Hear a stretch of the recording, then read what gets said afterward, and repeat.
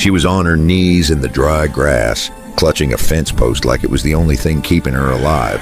Her dress was torn, dirt ground into the fabric, and her breath came out in short, broken gasps. Blood had smeared along her forearm where the barbed wire bit her, and her face was twisted in pain and fear. A man more than twice her age knelt behind her, one hand holding the torn fabric at her side to keep her steady. From a distance, it looked wrong. It looked like the kind of thing that made men stop, stare, and reach for their guns. The girl turned her head just enough for her voice to crack. "I've been aching down there," she said, barely louder than the wind. Silas Mercer froze the moment the words left her mouth, not because of shame, not because of desire, but because he knew exactly how that sentence could sound to anyone watching from the road. He loosened his grip on the fabric and spoke low, steady, the way you talk to a spooked horse. "Easy now," he said. "Don't move yet." The girl swallowed hard and pointed with shaking fingers. "Right here," she added, touching the side of her hip. "It hurts bad." Only then did the picture change. Only then did the truth start to settle in. This wasn't a man taking advantage of a helpless girl. This was a rancher trying to keep a stranger from bleeding into the dirt. Her name was Clara Whitfield. She was 23 years old, fresh off a stagecoach, and she had fallen hard against Silas Mercer's fence less than an hour after arriving at his ranch.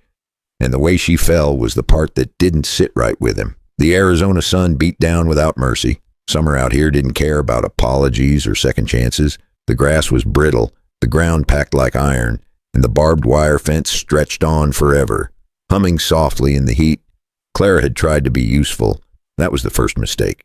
She'd insisted on helping Silas check the fence line, wanting to prove she wasn't just some mail-order bride who'd sit inside and wait to be fed. She walked a few steps ahead of him, boots new, eyes not yet trained for traps a lifetime out here teaches you to see. Then her foot caught, not on loose dirt, not on a rock, on wire that had been pulled tighter than the rest. She went down sideways, fast and hard, her body twisting as the barbs tore at cloth and skin. Her hip slammed into the earth with a dull sound that made Silas swear under his breath. Now she knelt there, shaking, pain burning deep in the bone where it didn't show easy on the surface. That kind of ache didn't fade quick. That kind of ache stayed with you. Silas checked her the only way a man like him knew how. Careful hands, no rush, no nonsense. The dress was torn along the side seam, ripped clean where the wire had grabbed it.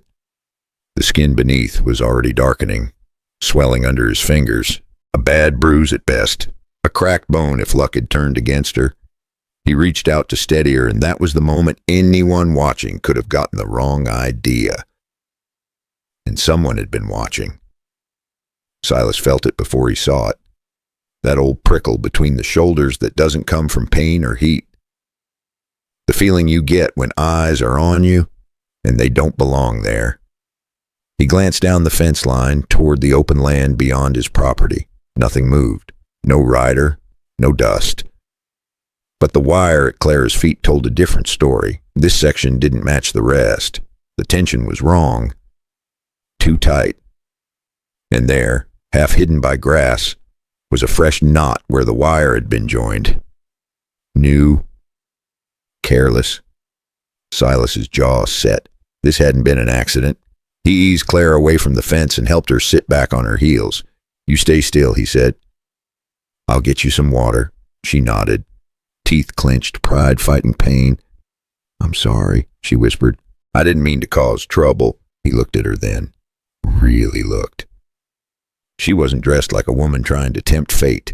She was dressed like someone who'd traveled too far, trusted too much, and landed in a place that didn't forgive either.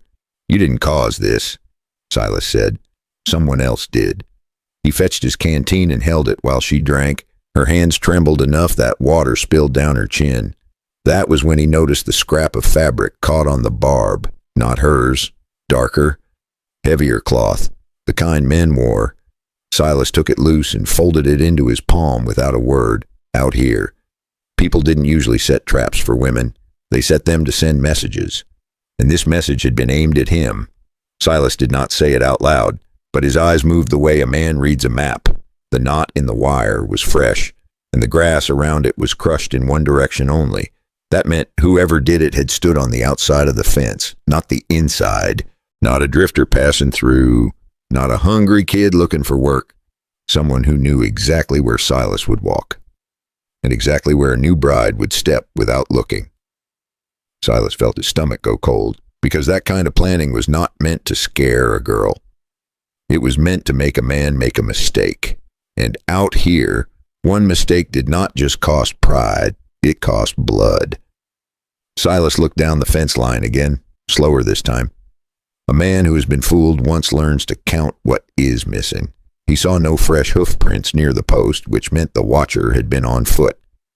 That narrowed it down to the one kind of man who could cross land quietly and still carry authority, a lawman, or someone who dressed like one. Silas did not like either answer, because if the trap had a badge behind it, then the fence was not the only thing that had been tightened. Before the story goes any further, let me say this straight. What you're about to hear has been gathered, reshaped, and told again to bring out the lesson buried inside it. Some details have been adjusted so the meaning lands clearer and the warning travels farther. All visual scenes you see are created with the help of AI, not to deceive, but to help you feel what words alone sometimes can't carry. But if something here already has your attention, leave a comment so I know there are more stories like this waiting to be told, and I tell them for people who still listen. Silas helped Clara to her feet, slow and careful. She leaned on him without meaning to, the weight of pain and distance finally catching up. From the hill above the ranch, the wind carried dust toward the town of Holbrook. And with it came a truth Silas hadn't wanted to face anymore. Someone out there had decided it was time to test him. The question was simple. Would he keep quiet and let it pass? Or would he do something that would make the whole town afraid of what came next? Silas didn't rush her into the saddle. He knew better than that. A hard fall to the hip could turn a long ride into something worse, so he walked her slow toward the house. One careful step at a time. Clara leaned on him without meaning to. At first she tried to hide it, stiffening her back like she didn't need help. But pain has a way of stripping pride clean. The ranch house wasn't much to look at. One story, weathered boards, a porch that had seen more dust than visitors, but it stood solid, and right then, solid was all that mattered. Silas settled her onto a chair near the window where the breeze could find her. He brought out water, clean cloth, and a small tin of liniment that smelled sharp enough to wake the dead. As he set the tin down, his eyes caught the edge of something on her boot, a thin strand of wire, finer than the fence wire, curled like a hook. Silas lifted it with 2 fingers and held it to the light. It was not from his property. It was the kind used for tagging, tying, and quick work. The kind men carried when they did not want to be seen doing it. Clara noticed his face change. "Why, what is it?" she asked. Silas set the strand down and kept his voice calm. "Nothing you did," he said. Then he looked past her, toward the window, as if the glass could show him the future. "Just proof this started before you ever got off that stagecoach. Outside." The horse shifted, then went still. Silas knew that kind of still. Animals go quiet when something is wrong. He crossed to the window and looked out without moving the curtain much. Far off, near the rise where the road bent toward Holbrook. A rider paused, just a shape, too distant for a face, but not too distant to watch. The rider stayed long enough to be sure Silas had noticed. Then he turned and drifted away like smoke. Clara followed Silas's gaze and felt the room turn colder. She watched him with the quiet focus of someone still deciding what kind of man she'd landed with. Most men her age had been stories on paper, words written neat and hopeful. Silas was real, and real came with scars and silences you couldn't smooth over with ink. "You don't have to fuss," she said softly. He gave a small grunt that might have been a laugh once. "Out here," he said, "fussing is how you stay alive." He checked the bruise again, careful not to press where it hurt most. It was deep, already turning the color that promised a long ache ahead. "You'll be sore for a spell," he said, "but you'll heal." Clara nodded, then surprised him by asking, "Do people ever mean to hurt each other out here? Or is it just the land doing its work?" That question sat heavier than it should have. Silas rinsed his hands and dried them slow. He didn't answer right away. Sometimes, he said at last, the land gets blamed for things men do on purpose. She looked down at her lap. That wire, she said. It felt wrong when I stepped on it. Silas met her eyes then. She wasn't imagining things. I know, he said. They didn't say more. They didn't need to. A little while later, when the worst of the shaking had passed, Silas hitched the wagon. The sun was already leaning west, but Holbrook was still busy at that hour, and Clara needed proper salve. The ride into town was quiet, but not uncomfortable. The wheels creaked. The horse kept a steady pace. Dust rose and fell behind them like a trail that could be followed. Clara took in everything. The open land, the fences, the distant line where desert met sky. So this is it, she said. This is where the letters ended. Silas nodded. Words stop being enough once you arrive. Holbrook came into view slow, as towns like that always did. The rail line kept Holbrook breathing, and where rails ran, law sometimes rode close behind a U.S. Deputy Marshal had been seen around town that week, asking questions about stolen stock and fence cutting.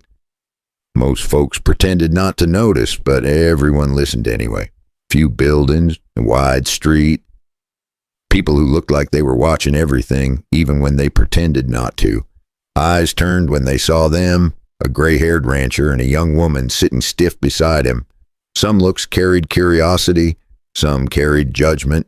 And then there was Deputy Wade Kellen. He stepped out from the shade like he'd been waiting, clean shirt, easy smile, a man who enjoyed being recognized. Well now, Wade said. Looks like Silas Mercer finally decided to bring company to town.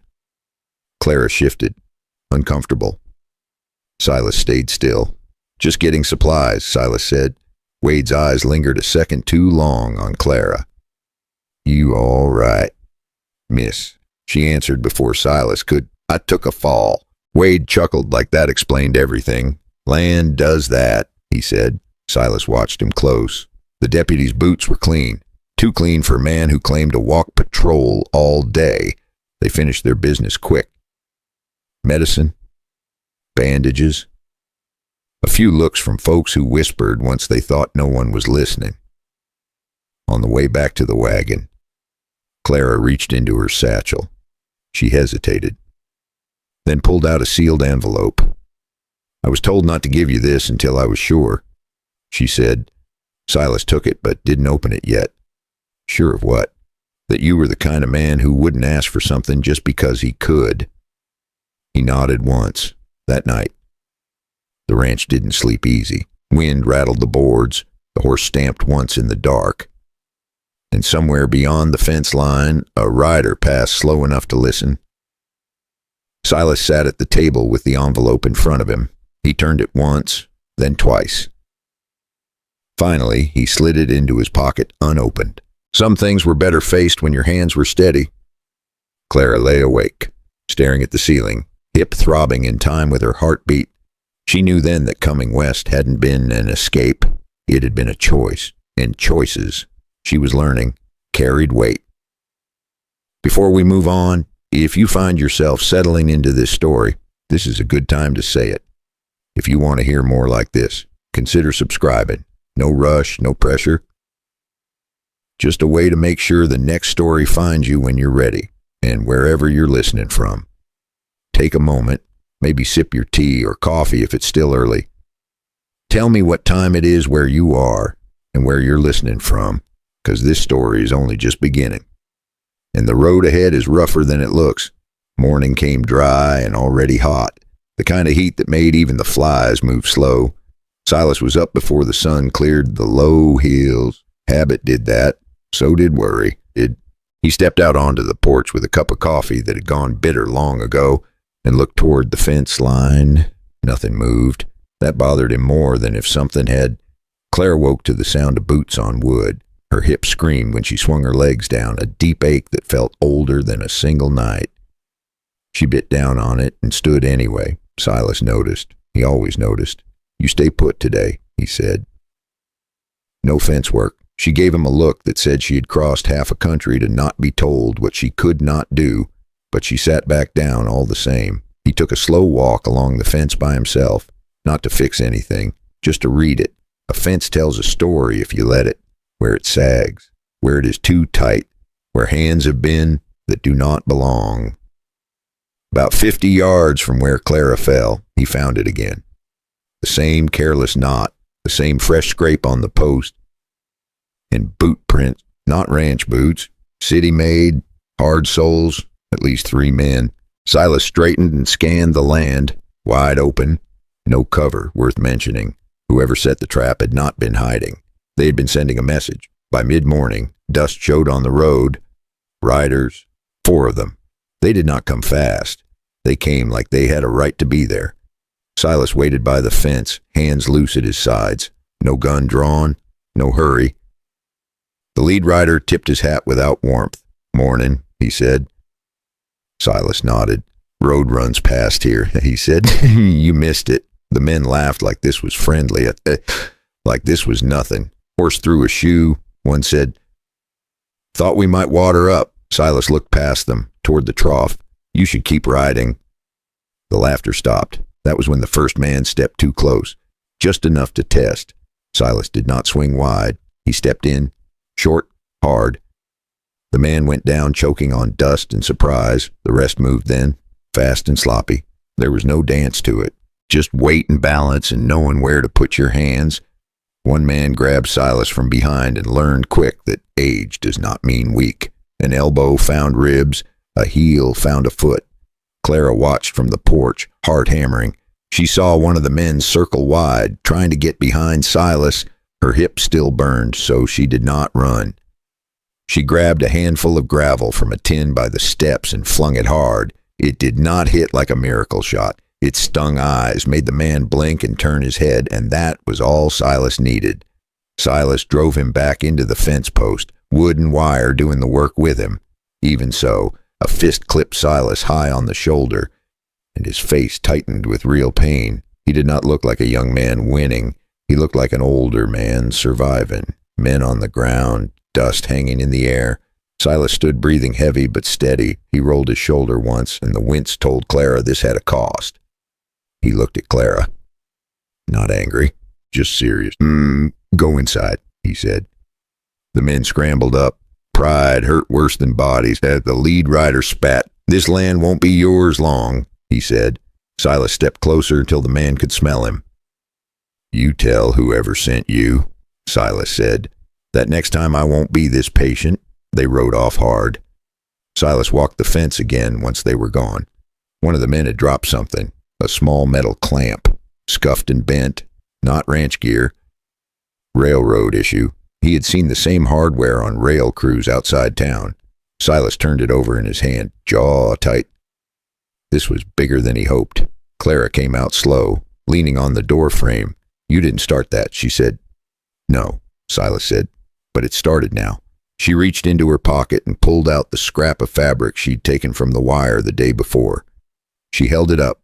"One of them," she said, "the one who didn't talk much. That's his." Silas took it. Same color, same weight. Proof stacks quiet. They buried the broken fence post and fixed the wire, not because it would stop anyone, because it mattered to do things right. By afternoon, the heat pressed down heavy. Clara sat in the shade, watching Silas work. "You could send me back," she said. "No one would blame you." He shook his head. "Trouble doesn't follow people," he said. "It waits." She nodded. She understood that kind of waiting. From town, faint and distant, came the sound of a bell. Evening settling in. Silas looked toward Holbrook, toward the law that smiled too easy. The trap at the fence had been a warning. What came next would not be. And the question was no longer whether he would act. It was how far he was willing to go when the town itself might turn against him. That night did not settle easy. The air stayed thick, like it was holding its breath. Silas slept light, half-dressed, boots close enough to reach without looking. Years ago he had promised himself he would never sleep like that again. Promises change when trouble comes knocking. Silas sat at the table with the envelope again, turning it like it might bite. He told himself he would wait, but his hands moved on their own. He broke the seal just enough to slide one page out, only one. His eyes caught a list of names, written plain like a man keeping accounts. Halfway down, one name stopped him cold. Wade Kellen. Silas didn't curse. He didn't panic. He just remembered the last time a lawman tried to take something from his land and what he'd done to stop it. Silas did not read the rest. He did not need to. He pushed the paper back inside, pressed the envelope flat, and sat there in the dark until the lamp burned low. When the knock finally came, he was already standing. Just before dawn, a knock hit the door hard enough to rattle the frame. Not the knock of a neighbor. Not the knock of a friend. Silas was on his feet before the second strike. He opened the door to find Deputy Wade Kellen standing there with two men behind him, both strangers, both quiet. "Morning," Wade said. His smile came easy. Too easy. Silas did not return it. "We had a little incident last night," Wade said. "Figured I should check in." Silas stepped outside, closing the door behind him. "Check what?" he asked. Wade glanced past him, toward the window. "Your guest," he said. "She might be safer in town for a bit." Silas knew the words. He had used them himself once, back when he still believed the law always meant protection. "She stays here," Silas said. His voice stayed calm, but the air around him hardened. Wade's smile thinned. "This isn't a request," Wade said. He pulled a folded paper from his coat and held it up like it was holy scripture. "Protective custody," he said. "Witness to violence, and I'm responsible." Silas stepped closer until Wade had to look up at him. "You step past that line," Silas said, "and you're taking her over my dead body." One of the men behind Wade shifted his shotgun just enough to be understood. Wade did not flinch. "That's exactly what I'm trying to prevent," Wade said. Silas looked at the two men behind Wade. Neither met his eyes. "You don't need help," Silas said. "You need permission." Wade's smile thinned. "You always were sharp," he said. "That's why this has to be done proper." He raised his voice just enough for Claire to hear through the door. "Miss Whitfield," Wade called. "Best you come with us." The door opened a crack. Claire stood pale but steady, hip wrapped tight, eyes clear. Clara looked from the paper to the shotgun, then to Silas. She saw what the town would call it if blood spilled on his porch. She swallowed once and lifted her chin.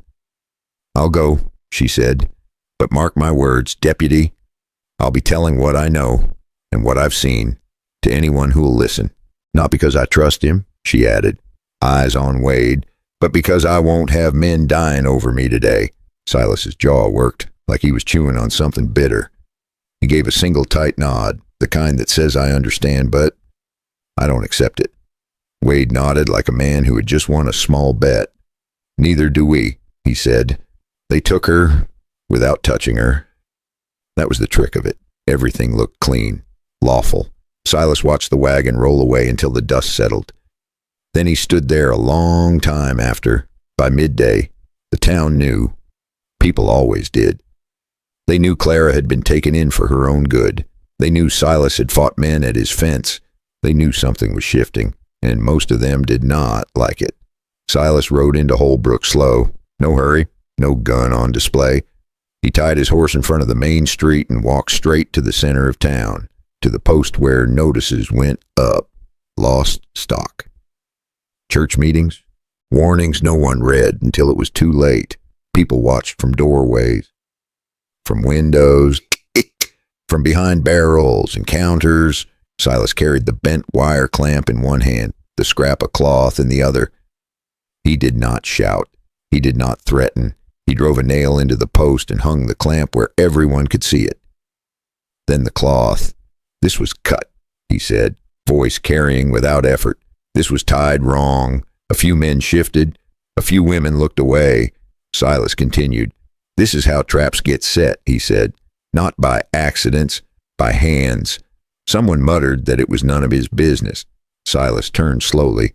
"It became my business when it nearly broke a young woman's hip," he said. The name did not matter.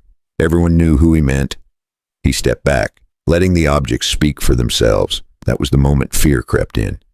Not loud, not sudden. Fear, like the first drop of rain that tells you a storm is already on its way. From the far end of the street, Harlan Voss appeared, well-dressed, calm, surrounded by men who did not look nervous at all.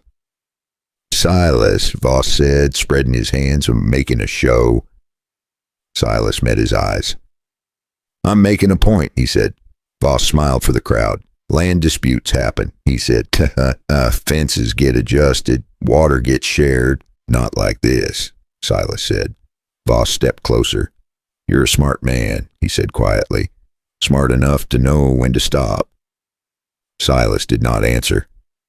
By evening, the town was restless. Doors closed early, voices dropped low. And just after dark, someone screamed. They found the rope hanging from a beam near the livery, empty. Swaying, a warning without a body. No note, no explanation. Everyone understood. Silas stood at the edge of the crowd, jaw tight. He did not need to ask who had done it. Back at the small room where Clara was kept, she sat alone on a narrow bed. Deputy Wade stood outside the door, humming to himself. Clara reached into her bag and took out the letter, the one she'd carried all this way. She read it again. Names, dates, payments, and one line that made her breath catch. Wade Kellen, outside the town of Holbrook, held its breath. Silas looked at the empty rope and knew the line had been crossed. The next move would not belong to the men who set traps in the dark. It would belong to the man who was done being tested. The rope was gone by morning. Cut down clean, like it had never been there, but the fear stayed.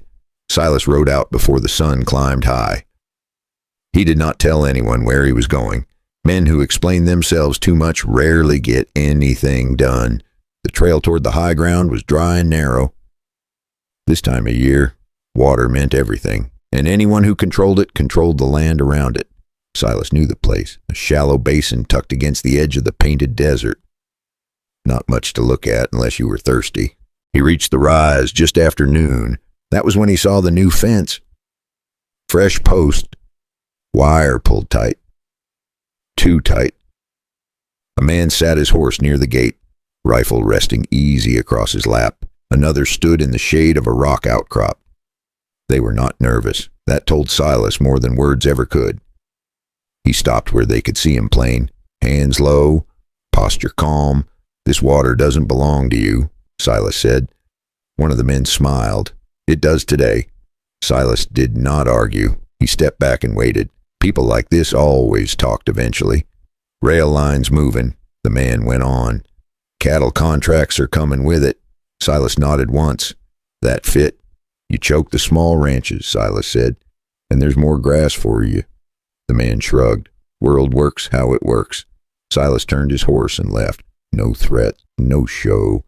He had seen enough. He rode back toward town slower than he liked.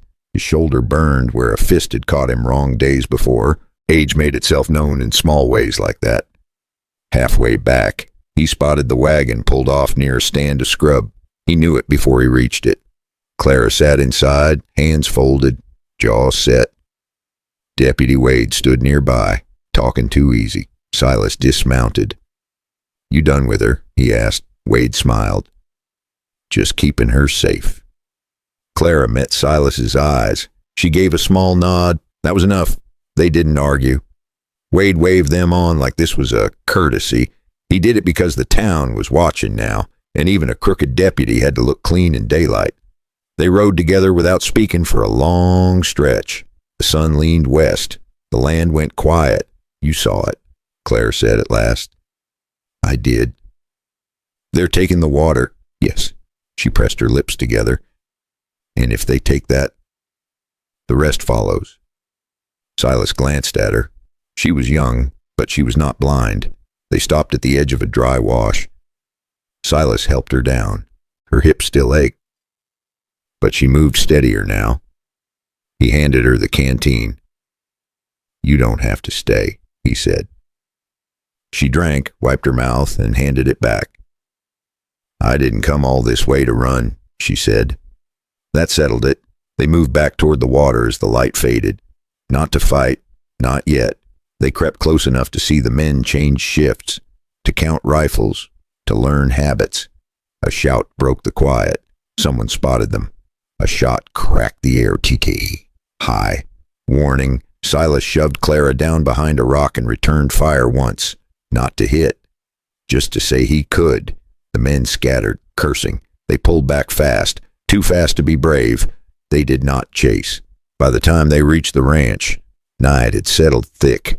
Silas tended his shoulder in the lamplight. Clara watched him work with the careful attention of someone who had seen enough pain to respect it. "You always do things this way?" she asked. "Slow." He smiled thin. "I only look slow," he said. She reached into her bag and took out the letter again. She laid it flat on the table. I read it all. She said, "There's more here." She pointed to a name, a payment date. "This lines up with the water claim," she said. "In the rail contract." I should have studied it. She was right. They didn't just plan this.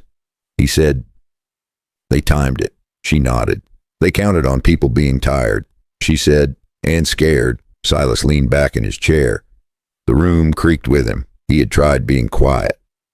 It had not worked. "I can't stop them alone," he said. Clara did not hesitate. "You won't be," she said. Outside, a horse whinnied, then another. Silas reached for his rifle. Shapes moved beyond the fence. Men. Watching. Testing. Clara stood beside him, not behind. Silas felt something shift then. Not fear, not anger. Resolve. If the water was the heart of this land, then that was where the truth had to surface. And when it did, everyone would have to choose which side they stood on. The men did not ride, and that night they waited. That was how Silas knew the end was close.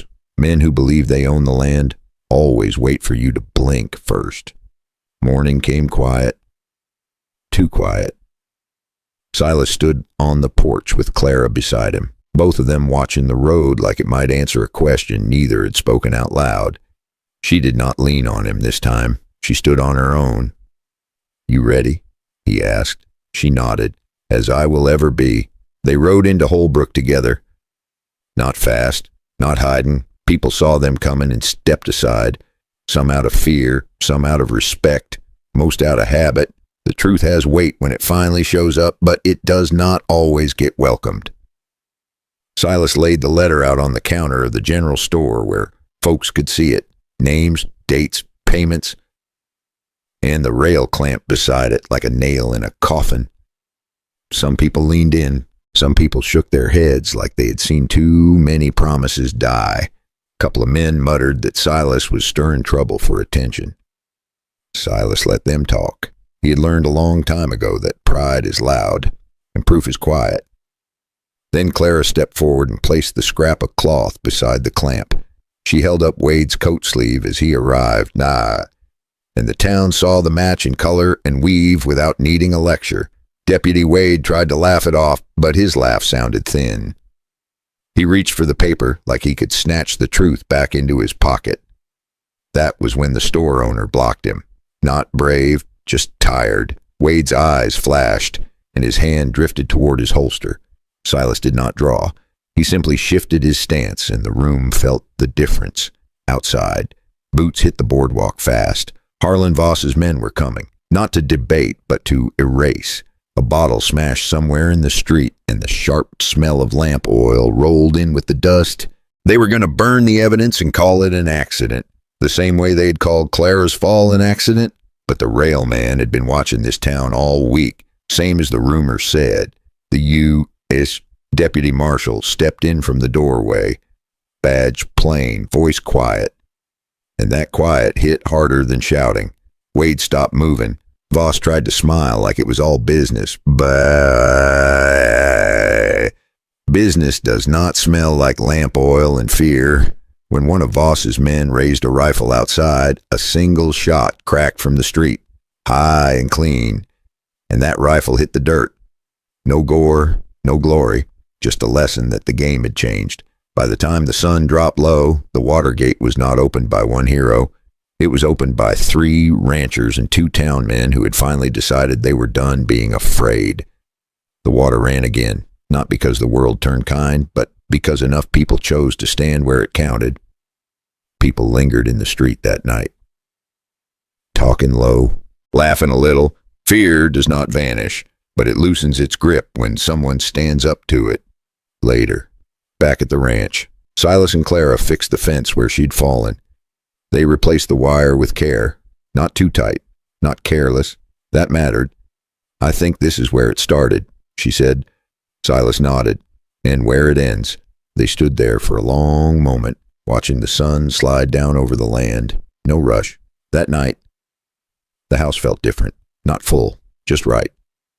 Now let me step out of the story for a moment and speak plain. I have told stories like this for a long time, and I have learned something that never seems to change. Most people are not looking to be heroes. They are just trying to live without regret. Silas did not wake up wanting trouble. He woke up wanting peace. And sometimes the only way to get peace is to face what scares you instead of stepping around it. That is a lesson worth carrying. I'll tell you what I keep thinking about. Most of the time, the trouble that ruins a man is not the loud kind. It is the quiet kind he keeps stepping around. And one day he wakes up and realizes he's been practicing surrender. Another lesson is quieter, but just as important. Strength does not always look loud. Sometimes it looks like patience. Sometimes it looks like kindness that does not ask for credit. Clara did not come west to be rescued. She came to decide who she would become, and that choice gave her more power than fear ever could. How often do we underestimate people because of their age or their past? How often do we underestimate ourselves? Silas was 57 years old. He could have told himself it was too late. He could have stayed quiet and kept his head down. Instead, he chose to live in a way he could respect when the day was done. That matters. Because at the end of the road, what stays with us is not comfort, it is character. As you think about this story, ask yourself a few things. What line would you refuse to let someone cross? What would you stand up for even if it made others uncomfortable? And who would you stand beside when it counted? Those questions do not belong to the past. They belong to today. If this story gave you something to think about, take a moment and let me know. A simple like helps more than you might think. And if you want to hear more stories like this, consider subscribing to the channel. Not for numbers, for the conversations that happen when people still listen. And wherever you are right now, take a breath, look around, be grateful for the ground under your feet. Silas did not win because he was the strongest. He won because he refused to lie to himself when it mattered. Then decide one small thing you can do tomorrow to live a little straighter. Because the truth is this, we do not always get to choose the world we live in, but we always get to choose the kind of person we are in it. And sometimes that choice changes more than just our own life.